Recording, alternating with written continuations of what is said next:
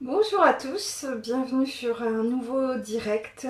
Alors aujourd'hui non spontané puisque je vous en avais informé hier. En effet j'avais envie de partager un petit peu avec vous ce qui m'a secoué, remué depuis ces derniers jours. Alors j'en ai déjà discuté avec vous mais là j'avais vraiment envie de faire un genre de partage, pouvoir vraiment vous faire aussi vous ressentir cette petite flamme qui est en chacun de nous et qui est aussi donc en vous. Voilà, donc pour pouvoir commencer un petit peu cet échange, ce partage avec vous, je vais juste remettre dans le contexte ce qui a fait que j'ai eu envie ce matin d'échanger à ce sujet. Euh, donc comme vous le savez, enfin pour ceux qui ont suivi mes péripéties, mon histoire, bon, j'ai été malade, etc. Et donc, il m'a été amené, on va dire, par l'univers de pouvoir rencontrer un thérapeute la semaine dernière, un thérapeute en anal akashique et en soins akashiques qui s'appelle Didier Bonnard, que je remercie par cette occasion. Et Didier m'a amené à travailler sur moi-même et à travailler avec mon âme. Alors c'est rigolo parce que je le fais faire à d'autres personnes, mais c'est vrai que pour soi-même, c'est pas toujours simple.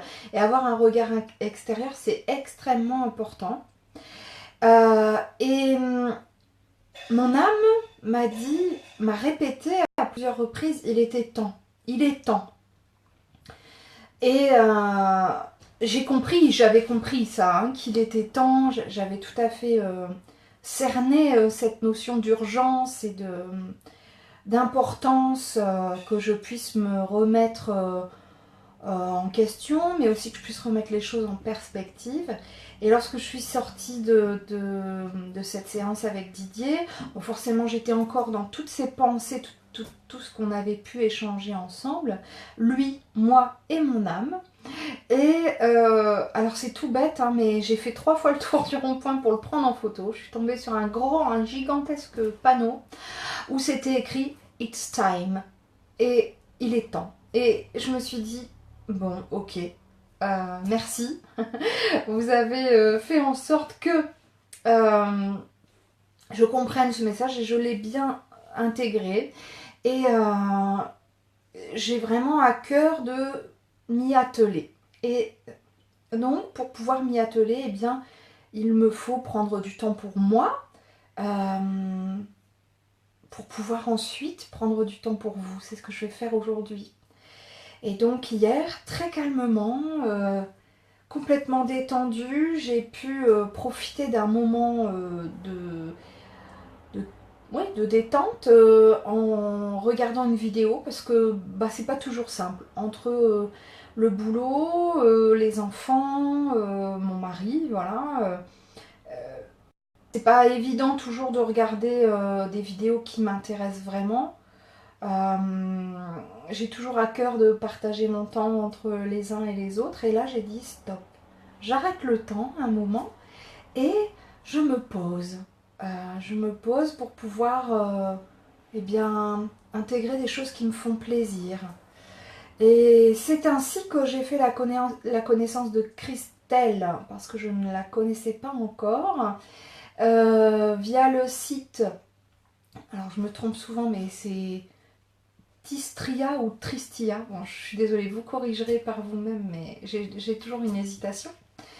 Et donc sur YouTube, on trouve très très facilement leurs vidéos, hein, qui sont complètement gratuites. Et je vous invite vraiment à suivre leur page Facebook et leur site internet, leur page YouTube, leur chaîne YouTube, parce que c'est vraiment très très intéressant. Et donc dans cette vidéo, eh bien, il était question finalement de ce que nous avons évoqué avec Didier vendredi. Donc ça a vraiment fait résonance en moi. Cette question de reliance dont je parle très souvent, je vous dis on est tous reliés, on fait tous partie d'un tout. Et Christelle a cette facilité, cette faculté en tout cas de pouvoir l'exprimer avec beaucoup de douceur et beaucoup de conviction. et ça fait beaucoup de bien. Elle explique qu'elle a donc vécu une expérience de mort imminente qui l'a fait changer à tout jamais. Et voilà, je l'ai publié hier sur ma page. Je vous invite vraiment à aller y jeter un coup d'œil parce que c'est une vidéo, je trouve, vraiment très très chouette, qui remet les choses en perspective. Puisque vous l'aurez peut-être remarqué, depuis quelques jours, c'est ce que j'essaye de faire pour moi-même, mais aussi éventuellement, si ça peut aider certains d'entre vous, alors j'en suis ravie. Donc ce matin, j'avais envie vraiment de partager avec vous ce sentiment grandissant et très fort, qui me porte depuis quelques temps, mais très fortement depuis quelques jours, d'être relié, d'être en connexion avec vous, avec tous les êtres, on va dire, tous les êtres humains, mais aussi avec tous les êtres vivants, et donc les arbres, les plantes, les animaux, mais aussi tous les êtres que l'on pourrait nommer invisibles, les entités défuntes, les guides, les maîtres ascensionnés. Alors, quand on regarde cette vidéo dont je vous parlais il y a 5 minutes, et c'est quelque chose auquel j'adhère de plus en plus, on nous explique que finalement, il n'y a qu'une unité, c'est-à-dire ce monde visible, matériel, et ce monde invisible ne font qu'un. Bon, ça, j'en suis convaincue depuis bien longtemps. Mais Christelle nous dit aussi que non seulement tout ça ne fait qu'un, mais aussi tout ça est en nous. C'est-à-dire que toute cette... comment vous expliquer, nous sommes énergie. Hein, bon, elle l'explique aussi très très bien dans sa vidéo. Nous sommes emplis de vibrations du moment de notre conception, et je dirais même du moment de notre préconception, c'est-à-dire à partir du moment où vos parents vous ont imaginé, ou ont émis l'intention d'avoir un enfant, alors vous entrez déjà en vibration. Votre âme déjà est en vibration. Et donc, toutes ces vibrations vont elles-mêmes grandir, évoluer tout au long de cette préconception, de la grossesse, puis du moment de la naissance, et enfin tout au long de votre vie. Et ce sont ces vibrations qui vont vous porter et qui vont attirer à vous tout ce qui vous entoure. Alors, je ne parle pas que du monde matérialiste, mais je parle bien entendu des situations qui vont vous être amenées à vivre, des relations que vous allez créer, dans lesquelles vous allez vous engager, qu'elles soient professionnelles, personnelles, intimes. Et donc, toutes ces vibrations que vous émettez, que votre corps et votre âme émettent, elles sont en mouvement perpétuel. Et plus vous allez faire en sorte que ce mouvement soit positif, plus vous allez faire en sorte que, quoi qu'il en soit, quoi qu'il advienne, votre comportement soit positif, votre façon de voir les choses soit positive, alors plus vos vibrations vont attirer à elles des vibrations positives. Ce qui fait que, eh bien, tout ce qui sera, je vais dire, de l'ordre des événements compliqués, un licenciement, un deuil, une perte, une séparation, plus vous allez vous accorder de temps pour vivre les choses posément, au début peut-être le plus neutre possible, bien que la neutralité pour moi n'existe pas, mais essayez vraiment de pouvoir prendre du recul. Et plus vous allez pouvoir intégrer en vous cette faculté, cette capacité de résilience, afin de vivre les choses, au final, le plus positivement possible. Pour ceux qui ont déjà testé, alors on appelle ça aussi la loi d'attraction, la co-créativité, la loi de la créativité. Pour ceux qui ont déjà testé, alors vous pourrez constater, vous pourrez affirmer que c'est une façon d'être et de voir les choses qui fonctionne très très bien. Alors évidemment, se pose toujours la question de bah oui, mais quand ça marche pas, j'ai beau visualiser, j'ai beau être dans le positif, et bien ce que j'attends n'arrive pas. Alors posez-vous la question, est-ce que je vibre suffisamment de manière positive, mais aussi est-ce que ce que j'attends, ce que mon ego attend, est vraiment le meilleur pour mon âme? Parfois on est convaincu que oui. Et parfois, évidemment, en effet, vous aviez raison et le temps vous donne raison. Et puis à d'autres moments, eh bien, fort est de constater que visiblement ça n'était pas le bon chemin. Malgré toute la bonne énergie que vous avez voulu y consacrer, eh bien, le temps vous montre, les événements vous montrent que ce n'était peut-être pas la bonne voie. Et lorsque l'on est en ouverture, lorsque l'on est en conscience de tout ce que l'on vit, bien souvent cette notion de temps, j'y reviendrai après, se réduit. C'est-à-dire que lorsque je tombe malade, lorsque je vis un événement douloureux, si rapidement j'arrive à émettre une énergie positive sur ces événements, alors je serai en mesure d'amener de nouvelles énergies positives suite à un moment de tristesse, de colère, parce que ce sont des émotions humaines. Alors j'arriverai plus rapidement à attirer de nouveau à moi des énergies, des vibrations qui sont positives et qui m'amèneront peut-être à tout autre chose que ce que j'espérais, que ce que j'aurais voulu, que ce que je viens de vivre, mais qui, bien souvent, quand on a le recul nécessaire, est la solution. Alors, je voulais revenir sur la notion de temps. J'en ai déjà parlé, j'en parle de temps en temps, c'est le cas de le dire. Pour moi, la notion de temps est fragile, dans le sens où, finalement, ce sont des notions scientifiques que l'on utilise depuis longtemps maintenant, mais qui finalement sont remises en question d'ailleurs par les scientifiques eux-mêmes. Qu'est-ce que cette notion de temps ?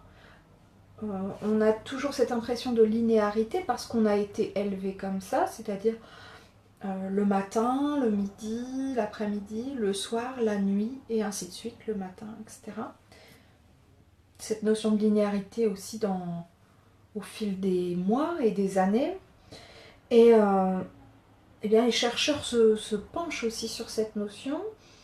Et quand on est... Alors là, je ne suis pas calée là-dedans, mais ça m'intéresse. Quand on est un petit peu intéressé par l'astrophysique, par exemple, on se rend compte que, eh bien, si on avait cette capacité de voyager à la vitesse de la lumière, eh bien, nous aurions... Et puis, la capacité, finalement, d'arrêter le temps. Et si nous avions la capacité de voyager à une vitesse supérieure à celle de la lumière, alors nous pourrions remonter le temps. Il est donc bien entendu, si on entend cette notion-là, que le temps donc n'est pas figé, puisqu'on pourrait techniquement, si nous avions les capacités de le faire, nous pourrions remonter le temps. Donc, il n'est pas statique. Quand on entend ces choses-là, je trouve que c'est aussi quelque chose de très important parce que alors on ne voit plus les choses de manière linéaire non plus et on entend que certaines choses de notre passé et de nos passés, c'est-à-dire nos vies antérieures, peuvent toujours avoir un sens et voire même un impact sur notre vie actuelle, mais aussi que notre vie future ou nos vies futures peuvent d'ores et déjà avoir une résonance dans la vie que nous menons actuellement. Et je trouve que ça c'est très très très intéressant, très important. Alors, bien qu'on nous dise, et je le prends de moi-même, de vivre dans l'instant présent, et ça c'est vivre dans la pleine conscience, et ça je suis tout à fait d'accord avec ça, néanmoins avoir cette capacité de percevoir le temps d'une autre façon, je trouve que c'est très intéressant. Alors Christelle en parle, je n'ai pas la capacité de parler de cette manière, parce qu'elle en parle suite aussi à sa NDE, hein, donc son expérience de mort imminente, son EMI. Et elle dit que le temps s'arrête. Je ne me permettrai pas de parler de cette manière, puisque je n'ai jamais fait de NDE ou de EMI, mais il est réel, enfin pour moi en tout cas, que lorsque je m'adresse aux défunts, j'ai cette impression tout à fait d'intemporalité, c'est-à-dire je le dis souvent dans mes vidéos, on est dans un genre de sas où tout est arrêté, où le défunt peut me montrer des choses qui sont passées, mais que je vis tout à fait comme étant un instant présent. Par exemple, je me souviens d'un bombardement où on me montrait le défunt caché dans la cave, où je vivais tout à fait cet instant. Il m'avait propulsé un petit peu dans ce que l'on appelle le passé. Et puis parfois les défunts ou d'autres, je vais y revenir après, d'autres entités, d'autres vibrations me montrent des choses futures, ultérieures, et c'est pareil, je les vis comme étant dans l'instant présent. Alors voilà, tout se mélange finalement parce que certains pensent que finalement ça n'est pas linéaire mais plutôt une superposition. Et donc quand on est conscient de tout ça, je pense qu'il est plus facile pour nous de se dire ok, ce que je vis là actuellement c'est un instant T. Ce que j'ai vécu dans le passé finalement ce sont d'autres instants qui ont une résonance aujourd'hui. Et ce que je fais de cet instant-là, maintenant, l'instant T, est très important aussi parce qu'il aura une résonance, une vibration sur ce qui va s'amener à moi dans les secondes, dans les minutes, dans les heures, les jours, les mois à venir. Et alors, cette façon responsable de voir et de conscientiser nos actions, pour moi, est très judicieuse. Alors évidemment, au quotidien, comment faire? Ben oui, parce que j'ai le repas à faire, j'ai les enfants à amener à l'école, j'ai mon travail, j'ai mes factures. On ne vous demande pas d'être dans la conscience de vous et de votre être à chaque instant, quoique. Quoique. Mais, vous voyez, prendre quelques secondes quand je suis dans le bus et que je suis entourée de gens qui me sont bien souvent étrangers, inconnus, et que je me dirige vers mon travail ou que je rentre chez moi, eh bien prendre quelques secondes, les yeux fermés ou ouverts à votre convenance, mais pour prendre conscience totalement de où je suis, de la façon dont mon corps est positionné, des odeurs qui m'entourent, des paysages qui défilent. Ne serait-ce que quelques secondes, eh bien être en conscience, être en pleine conscience, nous amène à être dans le vivant, à être en totale adéquation avec ces vibrations qui font partie de nous et qui nous définissent finalement, mais aussi des vibrations qui nous entourent et des vibrations de toutes ces personnes qui sont dans le bus avec moi. De la même manière, pendant que vous préparez le repas, préparez-le en toute conscience, ne serait-ce que 2 ou 3 minutes. Eh bien, pourquoi est-ce que je prépare ce repas? Pour qui? Préparer le repas et sentir les odeurs, ressentir la chaleur de ce que je peux faire cuire. Qu'est-ce que ça procure en moi? Et puis pourquoi pas bien mettre de la musique ou une vidéo, tiens, sur une tablette, et être en pleine communion avec cet instant présent, avec ce moi qui est en train de non pas faire à manger pour vivre ou survivre, mais préparer un repas pour ses proches, pour soi-même, pour partager un moment ensemble, pour prendre du temps, se poser. Alors évidemment, vous allez me dire, bah oui, mais il y a des moments où j'ai vraiment pas le temps de faire ça. On a tous le temps de le faire dans plein de moments de la journée.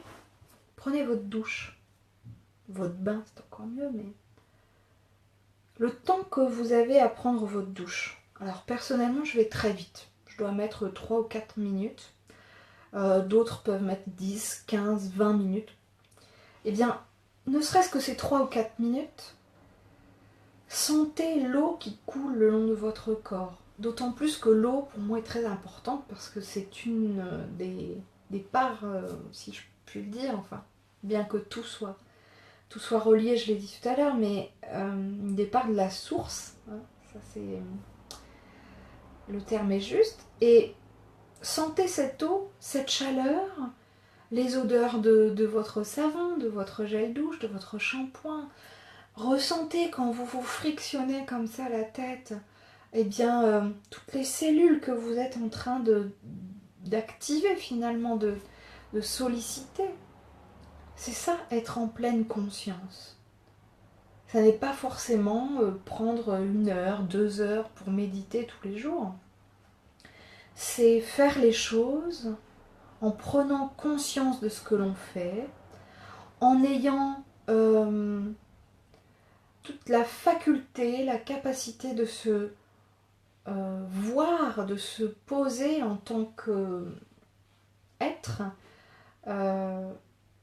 pour éviter d'être uniquement dans le matériel et dans l'action. Je pense que il est très important pour nous, êtres humains, de ne pas justement être que dans le faire. Parce que initialement, on n'est pas ça. Initialement, nous sommes des êtres spirituels qui ont été propulsés, qui sont arrivés sur Terre. Mais initialement, cette petite flamme qui est en nous, en chacun de nous, et qui nous relie, cette petite flamme nécessite d'être ravivée chaque jour pour pouvoir grandir. Et c'est ce que ma séance avec Didier m'a rappelé, et ce que mon âme m'a rappelé. Il est très très important de se souvenir, notamment dans les journées un petit peu plus difficiles, dans les moments de tristesse ou de doute, de se souvenir que initialement, lorsque notre âme a été créée, lorsqu'elle a été mise en vibration, cette petite flamme divine, ce petit morceau du tout, vous a été confié. Et il n'a pas été confié au corps, bien qu'il en fasse partie, il a été confié à ce petit bout d'âme. Et il nous incombe d'en prendre soin, de la raviver quand elle en a besoin, mais aussi de la faire grandir. Et ça n'est pas par vos actions au quotidien, c'est-à-dire aller travailler, aller rechercher les enfants, que vous allez forcément la faire grandir et la faire briller, cette petite flamme. C'est par votre pleine conscience. Alors, si je vais chercher les enfants, en regardant le ciel et en me disant quelle chance j'ai, et comme ça sent bon, et comme cette pluie me lave, et comme ce coucher de soleil est joli, et si je vais travailler en me disant qu'est-ce que je peux faire aujourd'hui pour aider quelqu'un, qu'est-ce qui va me permettre aujourd'hui de me grandir, qu'est-ce qui me plaît aujourd'hui de faire, alors là vous allez la nourrir, cette petite flamme. Alors là vous allez l'aider à avancer. Évidemment, bien d'autres façons, il y a bien d'autres façons de faire pour être en pleine conscience au quotidien, autre que ces actions, je vais dire, terrestres et matérielles. Il y a aussi ces moments de grâce, ces moments que l'on prend pour soi, pour méditer, pour se reposer, pour être seul avec soi-même. Alors ça, c'est une grande question. Est-on jamais vraiment seul ? Si on reprend l'idée du départ, le postulat que j'ai énoncé au début de cette vidéo, nous ne sommes jamais seuls puisque nous sommes tous reliés. Reliés les uns aux autres, les êtres humains entre les êtres humains, mais aussi reliés aux êtres de la nature, aux minéraux, aux végétaux, aux animaux. Et alors, lorsque l'on prend conscience de ça, on prend conscience que finalement, on n'est jamais seul. Cette solitude alors disparaît, cette impression de ne pas savoir vers qui se diriger disparaît, puisque finalement, la seule personne vers qui vous devez vous diriger, c'est vous-même. Et alors là, on parle de cette notion d'intuition, de conscience, des vibrations du cœur, hein, cette petite voix intérieure qui nous habite et puis qui finalement nous relie à nous-mêmes. Alors quand vous êtes en train, je vais reprendre l'exemple de faire la cuisine, eh bien de sortir votre rôti et puis préparer vos légumes, vous êtes dans le faire, vous n'êtes pas forcément relié à vous-même.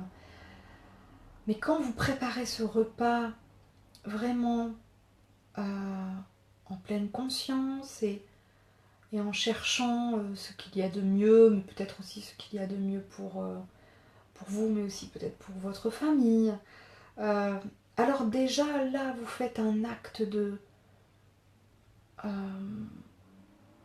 reliance avec vous-même. C'est-à-dire que dans ces petites choses du quotidien, et j'ai vraiment à cœur de vous donner ces exemples-là très concrets. Vous allez dire, mais comment on peut parler de vibration, de reliance, etc. quand on est dans le concret comme ça? Mais parce que je veux que ça vous parle, et je trouve que ces exemples de travail, d'école, des enfants, de repas, un petit peu notre quotidien à tous, et ma chérie qui me dit que le repas était trop bon hier soir, parce que, merci ma puce, parce que je pense qu'hier j'ai mis mon cœur, et je pense que ça faisait très longtemps que j'avais pas mis mon cœur dans la préparation du repas, et j'ai vraiment profité de ce moment pour être avec moi-même. Et c'est aussi l'occasion parfois, tout en préparant le repas, eh bien de se remettre en question, de se poser des questions, de voir ce qui est important pour nous, est-ce qui nous ferait plaisir, est-ce qui vous ferait plaisir à ceux qui nous entourent. Et ben, voyez, toutes mes vibrations positives du moment ont été transmises dans mon repas, et j'en suis ravie. Bon, c'est une petite anecdote, mais voilà, je reviens à ce que je vous disais, c'est-à-dire que c'est pour ça que je vous donne des exemples très concrets comme ça, parce que je veux que ça vous parle, et je veux que vous puissiez comprendre que on peut tout à fait être en reliance avec soi-même, être relié à son moi intérieur à tout moment de la journée. Parfois c'est difficile de se faire confiance, d'avoir confiance en cette petite voix, cette petite intuition qui nous guide finalement. Et puis à d'autres moments c'est plus simple parce que c'est évident, ça coule de source. Alors pour pouvoir aider au quotidien à être en reliance avec nous-mêmes et avec finalement tout ce qui nous entoure, bien comme je vous l'ai dit tout à l'heure, il faut vivre l'instant, il faut vivre en ayant conscience de ce que l'on est, de ce que l'on fait, et puis en ayant cette intime conviction que l'on est à la bonne place.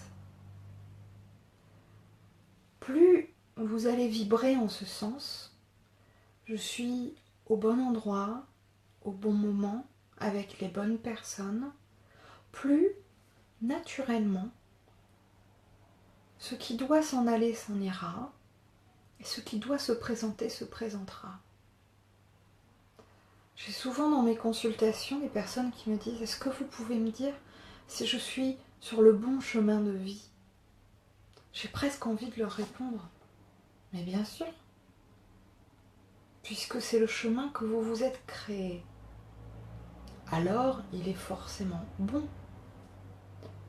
Et si toutefois, à un moment donné, votre être avance, votre être grandit, évolue,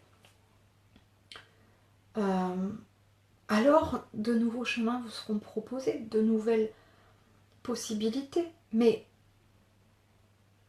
les possibles, il n'y a que nous qui puissions les créer.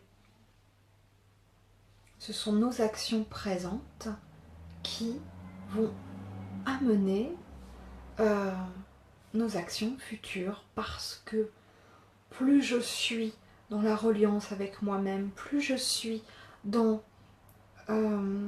cette communion avec mon être et dans cette interactivité avec cette petite flamme qui me transcende, alors plus je pourrai définir ce qu'il est important pour moi de vivre ou de ne pas vivre. Et donc plus j'attirerai à moi des situations et des personnes qui me sont à ce moment-là favorables. Alors évidemment vous allez me dire, mais j'ai côtoyé quelqu'un pendant 12 ans peut-être, 15 ans, 20 ans, et puis pouf, du jour au lendemain j'ai eu ce besoin, ou alors la relation s'est étiolée. Pourquoi ? Eh bien parce que l'un ou l'autre des chemins a avancé, et vous pouvez vous retrouver tout à fait dans des situations relationnelles où, eh bien, je donne souvent l'exemple des marches. Vous avez gravi une marche, 2 marches, 3 marches, 4 marches ensemble, et puis vous gravissez vous-même la 5e, mais l'autre personne est restée sur la 4e, et il peine à monter sur la 5e, mais vous avez envie de monter, vous voyez le haut de l'escalier, vous n'avez pas envie de redescendre. Et c'est là que parfois certains chemins se séparent, s'éloignent, parce que eh bien, les possibles qui ont été amenés à vous vous ont semblé favorables, et donc vous avez choisi d'avancer en ce sens, et ce qui est vrai pour vous ne l'est pas forcément pour l'autre. Et c'est ce qui nous amène parfois à des ruptures. Alors, je ne parle pas que des liens de couple, hein. Je parle aussi parfois des relations amicales. On se dit, ah c'est vrai, tiens, on est resté bien amis pendant des années, et puis plus de nouvelles. Eh bien voilà, parce que chacun a un chemin qui finalement est différent. Et c'est ce qui fait que à l'inverse de ça, à un moment donné, sur cette 5e marche, on va rencontrer des gens nouveaux, et puis des personnes qui vont nous apporter des choses que l'on n'avait pas encore auparavant. Et comme si tout se faisait naturellement, c'est-à-dire que plus on va, enfin, plutôt moins on va à l'encontre des choses, c'est-à-dire moins on se bat contre, mais et bien plus on va accepter, accueillir ce qui nous vient, et alors plus on va nous donner, parce que quand on est dans l'accueil, alors l'univers nous donne, nous envoie. Et bien souvent, il nous envoie des choses, alors parfois pour nous faire réfléchir, mais bien souvent pour nous permettre encore d'évoluer. Je vous rappelle que on est venu sur Terre, on a fait le choix conscient de s'incarner pour pouvoir évoluer. Il est donc question là eh bien, d'expérience. Et en effet, parfois, certaines expériences peuvent nous sembler douloureuses, difficiles, compliquées à vivre dans l'instant. Néanmoins, je rappelle que voilà, c'est ce qui va nous faire évoluer, c'est ce qui va nous faire grandir. Et donc, toutes ces expériences sont nécessaires à notre évolution. Même si elles nous semblent, voilà, comme je le disais, douloureuses et parfois vraiment insurmontables. C'est ce qui va nous amener à la marche suivante. Et plus on en prendra conscience, plus vous aurez conscience de ça, et plus vous serez en reliance avec ce qui vous entoure, c'est-à-dire même toutes ces situations, ces expériences qui vous entourent, qui vous ont entouré par le passé, qui vous entourent actuellement, mais qui viendront aussi à vous par la suite. Plus vous êtes dans cette acceptation, et plus vous évoluez rapidement. C'est la raison pour laquelle de nombreuses personnes pratiquent par exemple de la méditation, du yoga, parce que eh bien, ça fait totalement partie de cette... enfin, c'est l'un de leurs préceptes, c'est l'acceptation de ce qui est et la vivance de l'instant présent. J'aime bien ce terme, vivance. Alors Régine qui me dit, on sent que tu viens d'avoir une expérience qui t'a chamboulé. Je sais pas si les termes sont justes, mais en tout cas une expérience qui m'a fait grandir. Et il était hors de question que toutes ces vibrations positives, je ne les partage pas avec vous. Pour moi, il est très important d'échanger, parce que quand on reçoit du positif, alors peut-être parce que j'en ai envoyé beaucoup et alors j'en reçois, mais il est important à nouveau pour moi de le partager, parce que c'est comme si on me disait, regarde le beau cadeau que l'univers t'a fait, et alors c'est une immense boîte de chocolat, je peux pas la manger toute seule, absolument il faut que je la partage, c'est important pour moi. Et ce que je n'avais peut-être pas encore assez compris, pas intégré, c'est que le partage, ça n'est pas uniquement avec les autres. C'est d'abord avec soi-même. Ah, j'ai un petit lutin qui vient de s'inviter gentiment. Tu peux revenir dans 1 minute, mon cœur? Comme ça, je vais pouvoir terminer sur cette belle phrase, voilà, parce que je la trouve très chouette.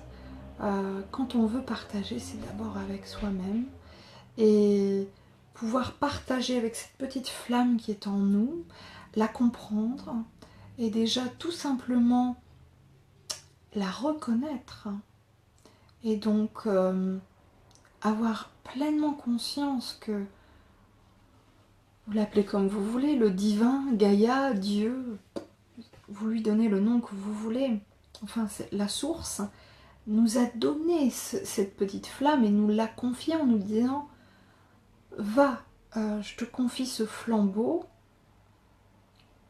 alors il est nécessaire non seulement d'en avoir conscience, mais comme me l'a gentiment rappelé mon âme au travers de Didier Bonnard vendredi, il est aussi extrêmement important de la respecter, cette petite flamme, et de respecter cette confiance que l'on a mis en nous.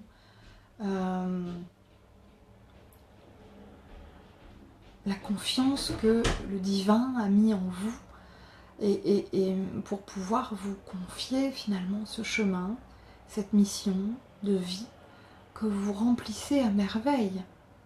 Et plus vous aurez conscience de cela, plus votre chemin sera long et avancé. Voilà, je pense que pour aujourd'hui, en tout cas, j'ai partagé avec vous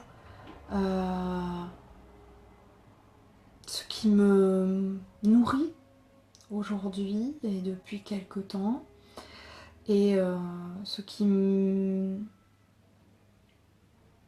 va m'être donné à cœur de partager encore avec vous dans les semaines, les mois à venir. Et sachez d'ores et déjà que j'en suis ravie. Je vous souhaite une belle journée ou une belle soirée pour ceux qui visionneront cette vidéo en rediffusion. Voilà, j'espère que ce petit moment de partage et d'échange vous aura plu. Je vous invite à le visionner, le revisionner de temps en temps pour vous rappeler toujours à cette petite flamme qui est à l'intérieur de vous et qui ne demande qu'à grandir. Je vous embrasse. Prenez bien soin de vous. À très bientôt.